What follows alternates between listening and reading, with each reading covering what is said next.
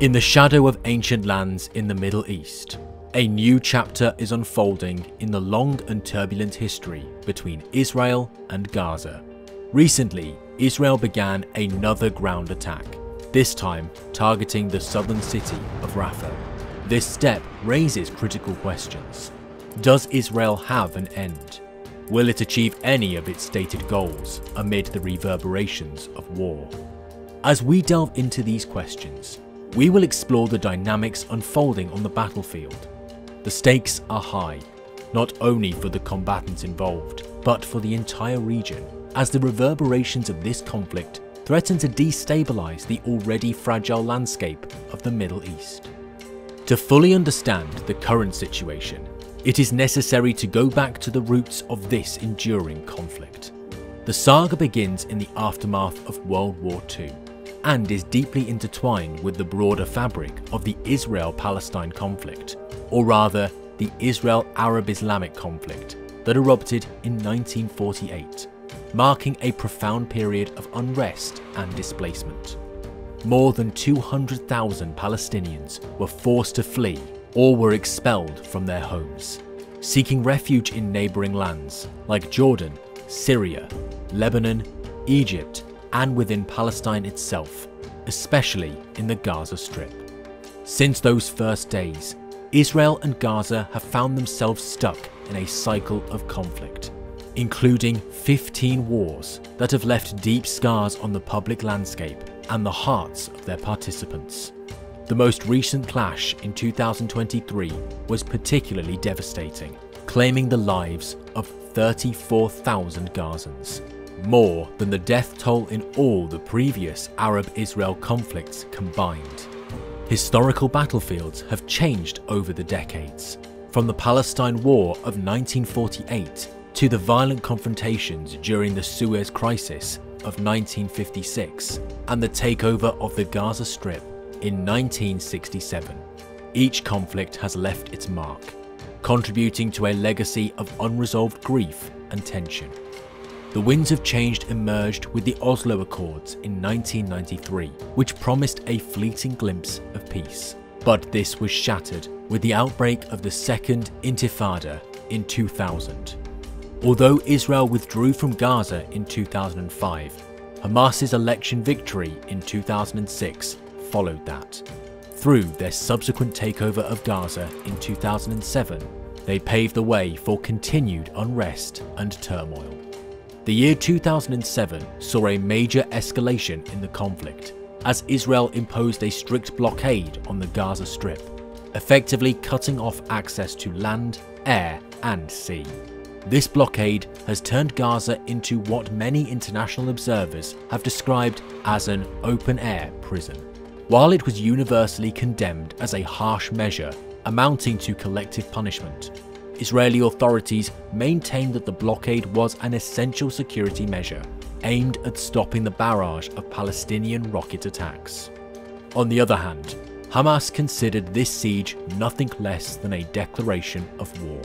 The ensuing tensions escalated into a series of violent confrontations, particularly the Israeli invasion of Gaza. During the period, December to January 2008 to 2009, which left a trail of devastation. More than 1,000 Palestinians lost their lives, and infrastructure was severely damaged, including homes, schools, and hospitals. The cycle of violence continued, with an Israeli operation in 2012 intensifying the conflict, resulting in the deaths of more than 100 people. But it was the 2014 invasion that caused unprecedented devastation. This major conflict saw the deaths of 73 Israelis and 2,251 Palestinians, most of them civilians. The urban landscape bore the brunt, with a quarter of homes in Gaza City and 70% in Beit Hanoun severely damaged or destroyed. In the following years, the conflict witnessed sporadic but major revolts. The Great March of Return, which ran from 2018 to 2019, and several clashes during 2018 and 2019, highlighted the ongoing volatility. The 2021 crisis exacerbated tensions, with 256 Palestinians and 15 Israelis killed in the conflict. As of October 7, 2023, the final chapter in this relentless conflict has unfolded, with armed clashes primarily focused on the Gaza Strip. The violence has also spread to the Israeli-occupied West Bank and even reached the border with Lebanon and the Golan Heights, leading to clashes with Hezbollah. Marking the fifth confrontation since 2008, the reoccurrence of the conflict between Gaza and Israel not only embodies a tragic chapter in the broader Israeli-Palestine saga, but also represents the most significant military confrontation in the region since the Yom Kippur War 5 decades ago. The war broke out with horrific force on October 7th, when Hamas-led armed groups coordinated a surprise attack on Israel. This meticulously planned attack involved a simultaneous attack of several thousand rockets, complemented by a ground invasion in which some 3,000 militants breached the barrier between Gaza and Israel. This attack targeted both civilian communities and military installations, tragically killing 1,139 people, including 766 civilians and 373 security personnel. Furthermore, the militants captured 252 Israelis and foreign nationals and took them to Gaza. Hamas justified its attack as a retaliation for ongoing issues such as Israeli settlement expansions, the unyielding blockade, and perceived threats to the sanctity of Al-Aqsa Mosque. In response to regaining control of its territory, Israel escalated its measures by tightening the siege and launching one of the heaviest aerial bombardments in modern history. This was quickly followed by a large-scale ground invasion that began on October 27th. The stated goals of this massive military response were clear: to dismantle Hamas's operational capabilities and secure the release of the hostages. The scale of devastation caused by the Israeli operation in Gaza has reached staggering proportions. Since the start of the hostilities, more than 35,000 Palestinians have lost their lives, a grim statistic that includes a large number of women and children, accounting for at least 56% of the casualties, according to UN estimates. The tragedy worsens with the loss of 10,000 people, and it is feared that they will be buried under the rubble of collapsed buildings. The humanitarian impact is profound. Almost the entire 2.3 million Palestinian population in Gaza has been displaced, while more than 100,000 citizens of Israel face internal displacement. The intensified blockade imposed by Israel has cut the flow of essential supplies, exacerbating an already dire situation. Critical infrastructure has been targeted, leading to a near collapse of the healthcare system and the threat of famine looming throughout Gaza. The ongoing attacks have left more than half of Gaza's residential buildings in ruins, obliterating at least a third of its farmland and tree cover, destroying countless schools, universities, cultural monuments, and cemeteries.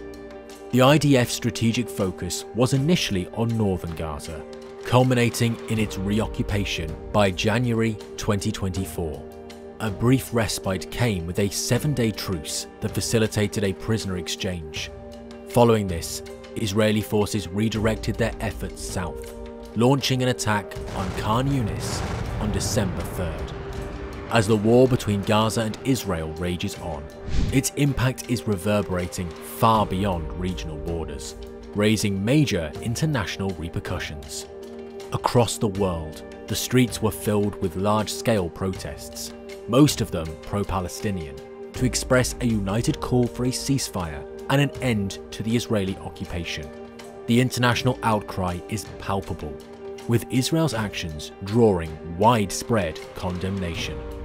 In a notable legal maneuver, South Africa escalated the issues to the world stage by initiating proceedings before the International Court of Justice in December 2023, accusing Israel of committing genocide in Gaza. This bold step confirms the depth of international concern about the situation in Gaza. Despite the global uproar, Israel did not stand alone. The country still receives significant support from its traditional Western allies, most notably the United States.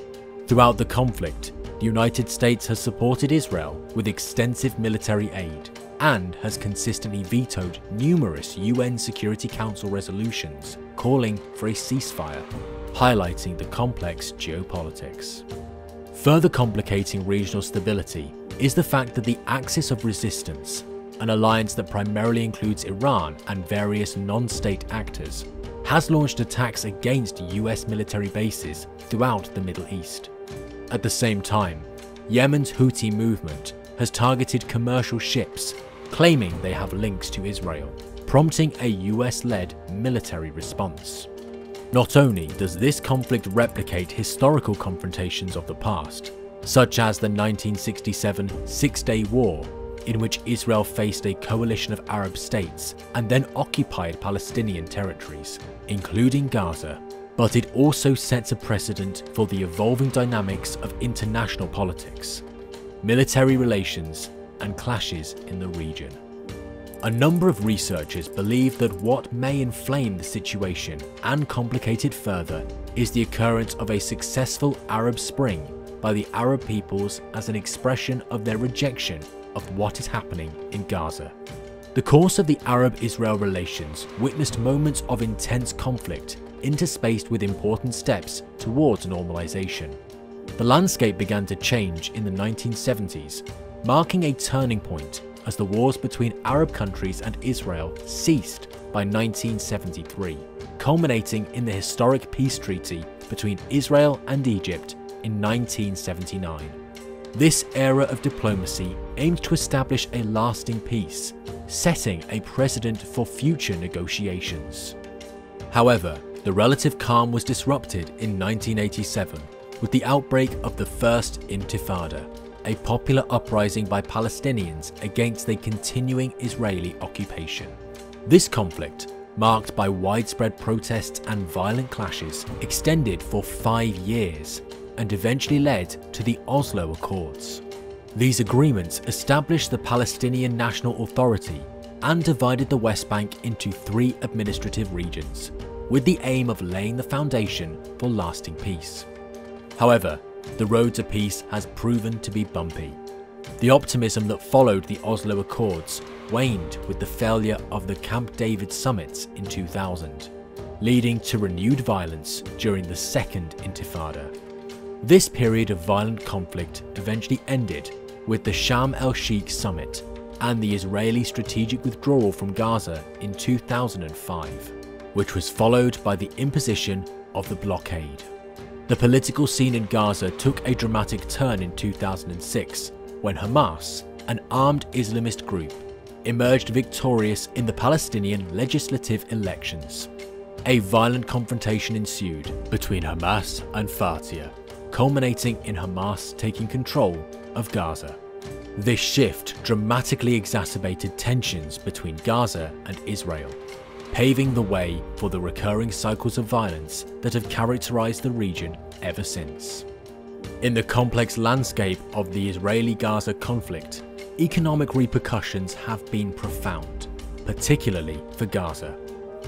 Following Hamas's electoral victory and subsequent takeover in 2006, Israel, supported by Egypt, imposed a stringent blockade on Gaza, severely impacting its economy. Citing security concerns, Israel defended the blockade as a necessary measure to prevent the influx of weapons and dual-use goods that could support military activities. However, international rights groups have criticized this approach, labeling it as collective punishment. Since the blockade's inception, the region has witnessed recurring military confrontations. Israel and Hamas have engaged in 4 significant conflicts before the current hostilities, specifically in 2008 to 2009, 2012, 2014, and 2021.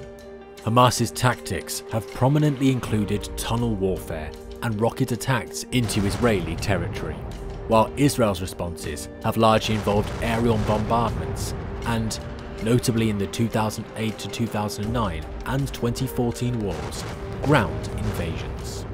The ongoing tensions were further highlighted by the weekly protests near the Gaza-Israel border in 2018 to 2019, which saw thousands of Gazans demonstrating.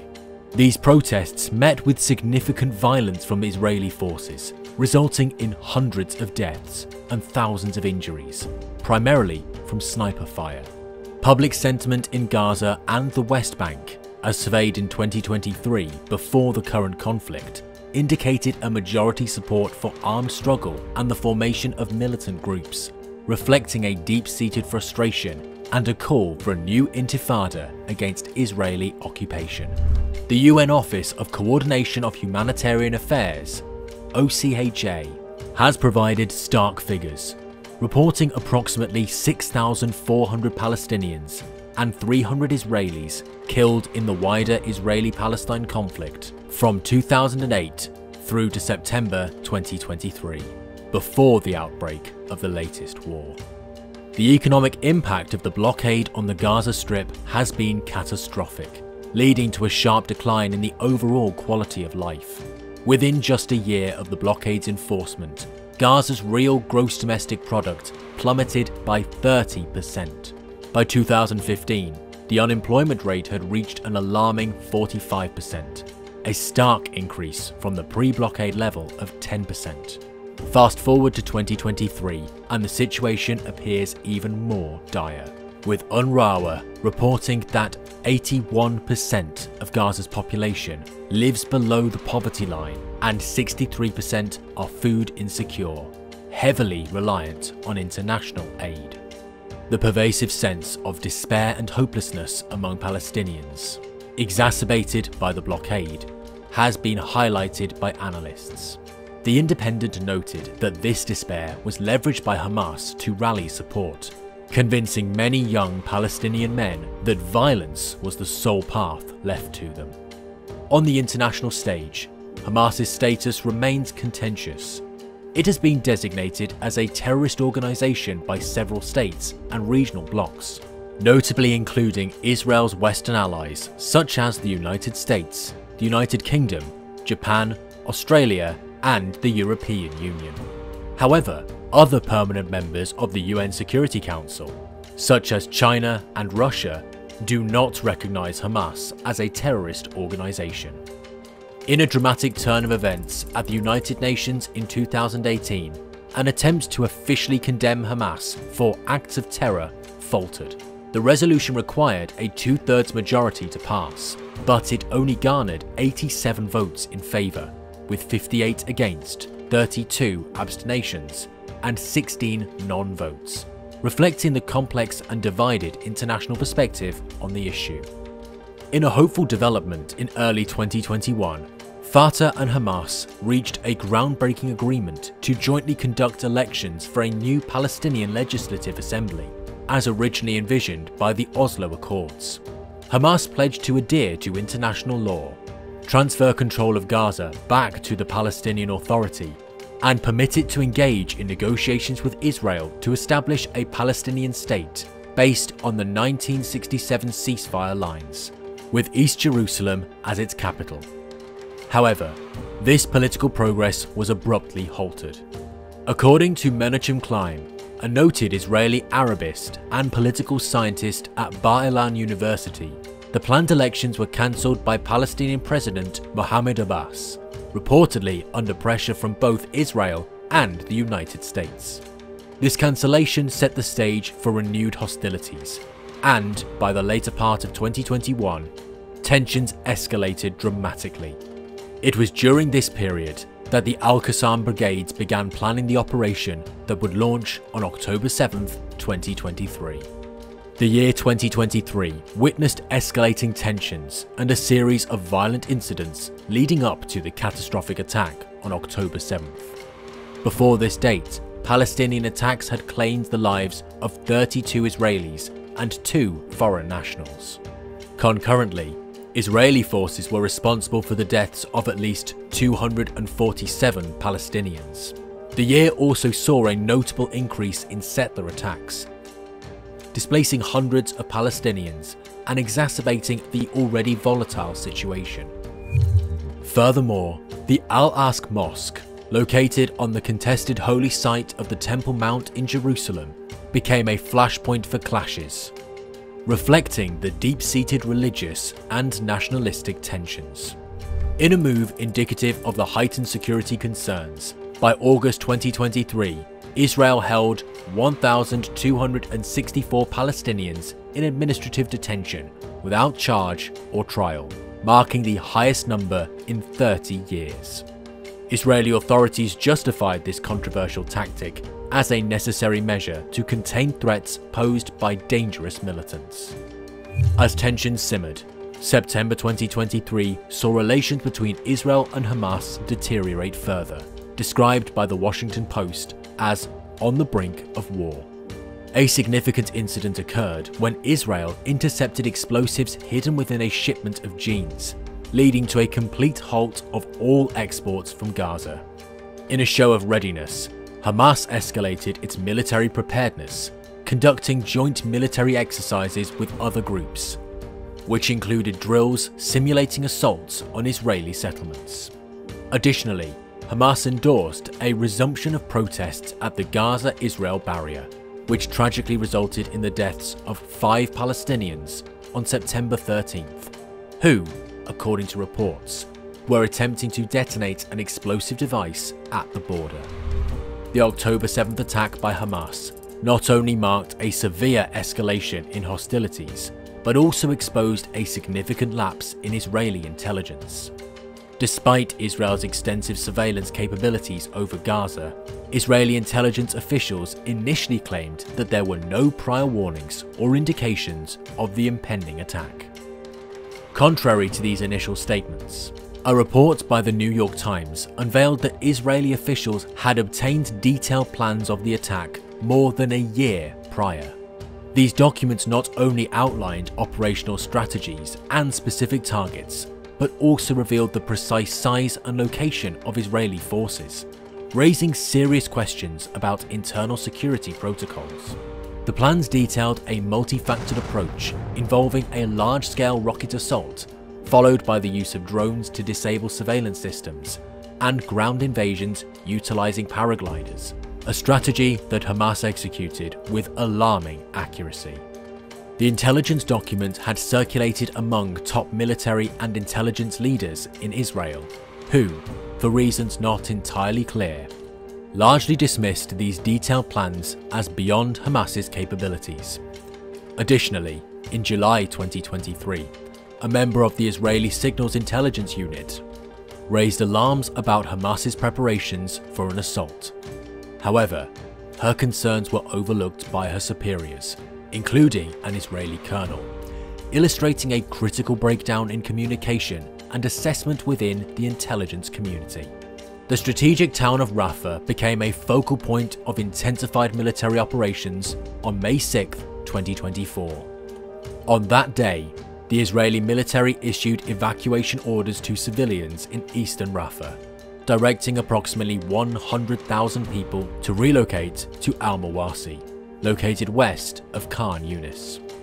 This large-scale displacement underscored the severity of the ongoing conflict and its profound impact on the civilian population. In a surprising turn of events, Hamas announced its acceptance of the terms of a ceasefire agreement brokered by Egypt and Qatar later that same day. The proposed ceasefire included a 6-week truce and an exchange of prisoners, offering a glimmer of hope for a reprieve from the violence. However, Israel's response was to reject the deal. Israeli officials stated that the terms accepted by Hamas were far from Israel's basic requirements. Nevertheless, Israel expressed its intention to send a delegation to continue negotiations, aiming to explore all possibilities for reaching an agreement under conditions deemed acceptable by the Israeli government. Despite these diplomatic moves, the military operation in Rafah was set to continue, serving as a strategic measure to exert ongoing military pressure on Hamas. Mere hours after Hamas announced its acceptance of a ceasefire, the situation in Rafah escalated dramatically. Israel, responding with a firm military stance, launched a series of airstrikes on Rafah. The Israeli War Cabinet made a decisive vote to initiate a ground invasion of the area of Rafah, advancing towards strategic points, including the Rafah crossing and the Egyptian border. By May 7th, Israel's military had successfully seized control of the Gaza side of the Rafah crossing. As diplomatic talks proceeded, Haaretz reported that Israel had assured Egypt and the United States of its intention to confine military operations to the Rafah crossing area and proposed transferred control of this strategic location to an American security company. However, this commitment was met with confusion as both the State Department and the White House denied any knowledge of such an arrangement. Had seen the US take a cautious approach, pausing a shipment of bombs to Israel due to concerns about the potential offensive in Rafah. This caution was further underscored on May 8th when US President Joe Biden publicly stated that the US would cease arms shipments to Israel if it proceeded with a major invasion of Rafah.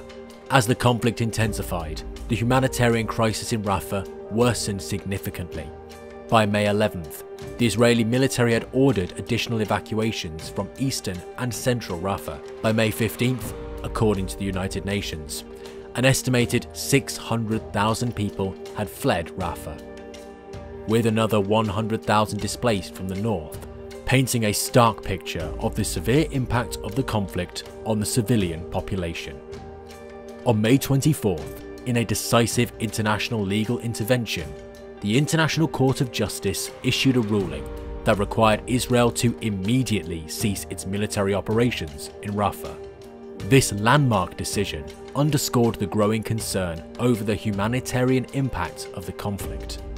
Despite this ruling, on the same day, the United Nations reported that the humanitarian situation remained dire, with only 906 aid truckloads having reached Gaza since the commencement of Israel's military offensive in Rafah. Just 2 days later, on May 26th, tensions escalated dramatically. Hamas resumed hostilities by firing a barrage of rockets towards central Israel, the first such attack in months. In a severe response, Israel conducted an airstrike on a displacement camp in Rafah, tragically located in an area previously designated by Israel as a safe zone. This attack resulted in the deaths of at least 45 people. The Israel Defense Forces, IDF, defended the strike, claiming it targeted a military compound, and successfully eliminated 2 senior Hamas officials. The incident not only heightened the conflict, but also led to a rare direct military confrontation between Egyptian and Israeli soldiers at the Gaza border, which resulted in the death of an Egyptian soldier. This skirmish marked a significant and troubling development, potentially complicating the already tense regional relations. Amid the escalating violence in Gaza, Israeli Prime Minister Netanyahu's steadfast advocacy for a ground assault on Rafah met with widespread international disapproval. Key global actors, including Israel's staunchest ally, the United States, have expressed strong opposition to such an operation.